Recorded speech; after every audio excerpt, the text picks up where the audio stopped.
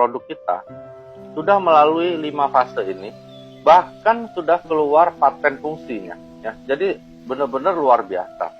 Apa sih uji preklinis? Uji preklinis itu gini. Misalnya ada pepaya.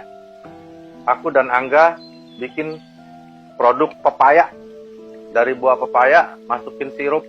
Kita bilang ini buah pepaya bisa melancarkan buang air besar. Misalnya. Itu aku tulis deh sama Angga di majalah. Mungkin Medika, majalah Trubus, semua deh. Di koran Kompas, itu jurnal. Ya, jurnal. Ya. Jurnal itu tulisan seseorang atau sekelompok orang tentang sesuatu. Ya, boleh nggak? Misalnya ada supir taksi bikin tulisan tentang obat anti hipertensi yang dia bikin. Boleh. Boleh nggak Angga bikin tulisan di Kompas tentang buah pepaya bisa sembuhin kanker dan lancarin buang air besar? Boleh. Ya, tidak harus dokter. Ya, sembarang orang boleh. Jurnal itu namanya. Jurnal itu nggak ada tuntutan pidana apapun. Nggak ada orang mau marah, nggak bisa. Oke? Jadi kalau ada yang minta jurnal, kita bilang, lu minta jurnal buat apaan? Ya, oke, itu jurnal. Ketika jurnal ini dipercaya, mulai diyakini oleh pihak-pihak yang kompeten, misalnya di Indonesia diperhatikan oleh Kemenkes, kita mulai dipanggil sama Dinkes. Angga, Dr. Wigi, itu pepaya kamu mana? Kita mau uji dulu di laboratorium, bener nggak itu pepaya?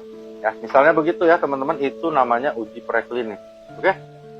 Begitu dicek, wah bener pepaya ini ya, ternyata ini pepaya, nggak salah ini, bukan durian nih. Nah, baru masuk ke fase 1.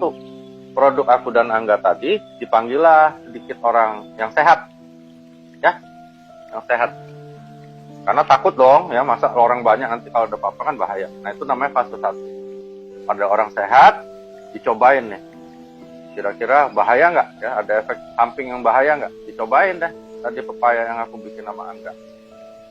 Berhasil, ya. Aman.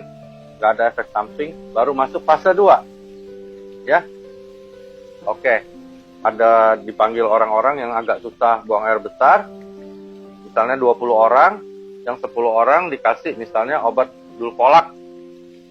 Yang 10 orang lagi dikasih dengan produknya Angga dan Dr. Wigi tadi yang pepaya. Dilihat. Sama nggak hasilnya? Wah, keren nih pepaya nih. Ternyata sama hasilnya. Baru masuk fase 3.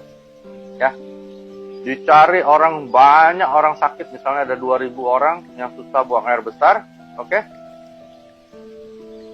Lalu dicobain tuh pepayanya. Nggak boleh ada satu orang pun yang tidak terjadi perbaikan sesuai dengan klaim dari aku dan Angga. Ya, misalnya 2000 orangnya langsung buang air besarnya bagus semua.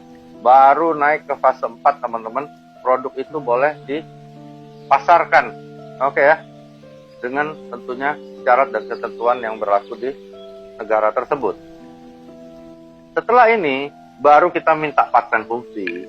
Ya, ngerti ya teman-teman ya? Jadi nggak usah pusing, itu kita punya paten fungsi yang jelas semua apa akan terjadi pada diri kita sesuai dengan paten fungsinya. Jadi nggak usah minder, nggak usah takut di lapangan, kita udah punya paten fungsi. Jadi kalau ada orang yang tanyanya jelimet, tinggalin, ya, nggak akan ada gunanya bicara sama orang yang negatif.